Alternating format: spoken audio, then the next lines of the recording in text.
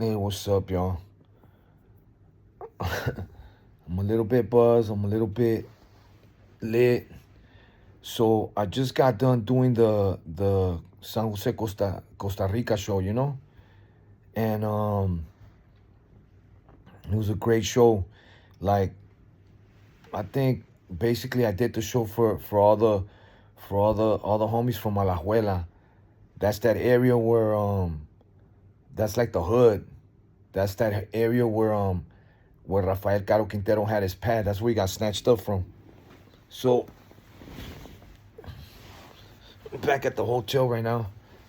So we did this show, right? And like always, I always have like a mixed drink up on stage with me, which was rum and coke, like my suegro, Pete, rest in peace. I think they passed that on to me. I'm starting to like that rum and coke. So fucking, I'm on stage, I'm doing my show, fucking with the crowd, fucking with me, singing the lyrics. And every time they do that, that shit makes me want to drink more. So I end up fucking drunk every time when the crowd fucks with me.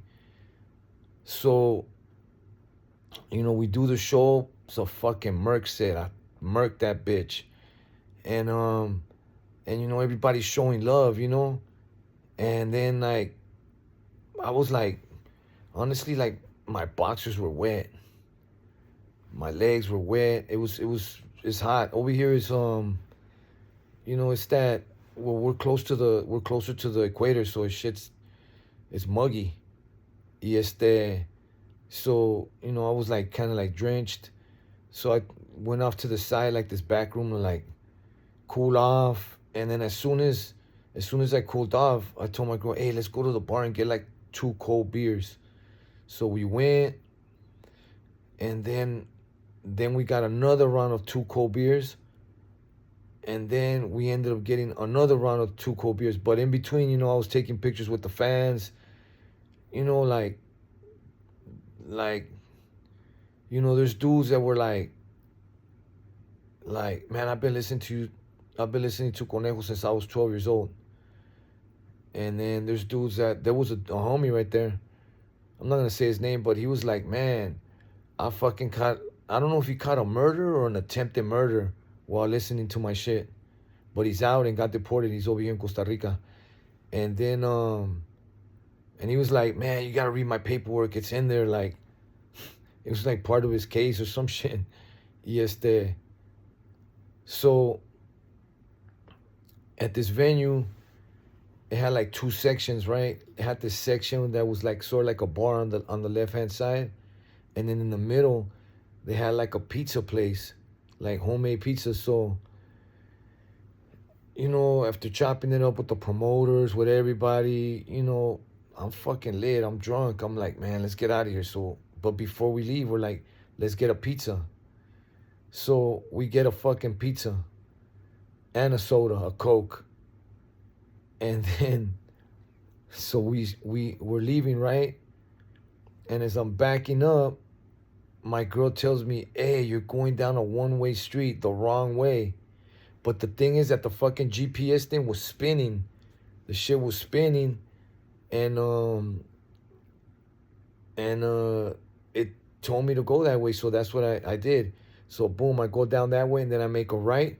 And as soon as I make that right, 2 cop trucks pull up on me. And they tell me to pull up ahead. Pull over up ahead. So, like, they pull us over. I'm fucking drunk as fuck. So I'm like, a whole cup, glass, whatever you want to call it, rum and coke and 3 beers. To me, that's getting fucked up. I'm not a drinker like that. So I'm on some happy drunk shit. I'm not like trying to throw up or nothing, or I'm just in like good spirits, and there's euphoria setting in, and so they pull us over. I'm like, fuck. So I told my girl, hey, let me get a little piece of pizza. So I start fucking, she gives me a little tiny ass piece, like the size of a stamp, like 2 stamps. So then, and then I'm like, you open up the soda, and she's like, don't let them watch you drink. So I drink some Coke, and then she gives me another piece of pizza, and that shit was fucking dry in my mouth, right? So I pull the window down. He comes up to the and okay, we're driving around in a car that we rented, this little like diesel SUV, because we didn't want to depend on like the promoter to drive us here and drive us there. We wanted to like see shit, freedom. So the cop comes up and he's like, you fucked up. You went down a one-way street, and I don't know, but I'm like drunk and I'm like, oh man, you know what? The GPS was spinning on me and it sent me that way. I'm not from here. Where are you guys from? Oh, we're from California. So I slide him the my California driver's license, right? And he's like, man, we're gonna have to impound the car. And then he tells me, have you been drinking? And I'm like, nah, we just came from dinner. And then so then, he's like, when do you go back to the US? And I'm like, we fly back Monday. And then he goes, oh man, I'm gonna have to impound the car, and you're not gonna be able to leave the country without paying 2 fines. So I think one fine was gonna be like 350, and I think the other one was $700. So, but at that point, I was like, "Fuck it, I'll pay it. I don't want to be in cuffs or this." And then, see, that was just for that. But then he was eventually, if they would have snatched me up, they would have found out that I was drunk, so that I was buzzing. And then, so he's just like, the dude's like, oh man, well, you got your passport on you? And I'm like, nah. So I show him my GPS, right? And I'm like, look, we're 5 minutes away. We could go get it. And then he's like, man, well, you're going to have to pay this fine. So I was like waiting for this fool to like soften up. Because there's like, you got to use the Mexico skills. And then, but see, the thing is, they're not aggressive like Mexican cops. Mexican cops, for that, would have been like, hey, I'm going to need 2 G's. At least 1,500 for that. At least 1,500. Being drunk, one-way street, I'm going to impound your shit, you're going to go to jail, all that, they would have been like, we could fix this for like 1,500 on the low. But this fool wasn't like aggressive like that. So I was like, man, is there any other way that we, like, is there any way we could fix this? Like I said it like, like in a peaceful way. And then he's like, well, do you got cash on you? And I'm like, man, I don't. And then I asked wifey, and she don't have no cash. So the dude's like, I'm like, but I tell him like, fuck it, we could go to an ATM. Let's roll.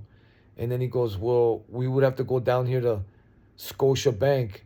And I'm like, fine, let's go. He goes, yeah, but they don't let you pull out money after 12. And I'm like, man, how can we do this then? And then he was acting like he was calling some shit in and typing some shit in. But once he seen that, like, okay, we don't have no cash on us, the ATMs are shut down, he was just like, you know what? Man, he was cool as fuck, man. Whoever this guy is, man, blessings to you. This cop let us go. He let me go. He was just like, you know what? Pay attention to the roads and be mindful, and like, I'm still buzzed right now, and I just ate like 3 slices of pizza. He was just cool as fuck, and he was like, all right, man, just get out of here. And then I was like, hey, thank you, man, blessings to you. So that was my little dilemma. I thought I'd share with you guys. Hey, don't be out there drinking and driving. You know what? I was gonna go on an Uber. And this is a fucking lesson. It's not worth it. Jump in that fucking Uber there and jump on that Uber back. Because in the US, that would have been my first DUI. And the US, I think it's like, your first DUI is like 10 or 20K. How much is it? 10,000? Like 10,000. You got, and then it's not that you got to pay the 10,000. It's you got to go to classes. You got to do all this extra shit, but over here in Costa Rica, they're not as aggressive as Mexican cops. They'll fucking, it would have been a shakedown for reals. They would have been, well, let me get that iPhone or something. I don't know. You know, they're more conniving. But over here, the dude was like, he was like, you ain't got no cash on you, and I was like, nah. And then he thought about it. The ATMs were closed, and then he was just like, fuck, okay, man. He just seen it like, man, I can't get money out of this dude. Fuck it. And honestly, we were like 5 minutes away from the hotel. We were close, super close. And according to statistics, people that catch their DUIs, they catch them where? Yeah, like 2 blocks away. Like 2 blocks away from their home, according to statistics. So it's not worth it, man. Don't be out there drinking and driving. Just take that fucking Uber. You know, you want to Uber XL. If you don't want to be in some little 4-door sedan, jump in an Uber XL, some SUV, some shit. You know. All right, this be it, but for now. So I'll see you guys late.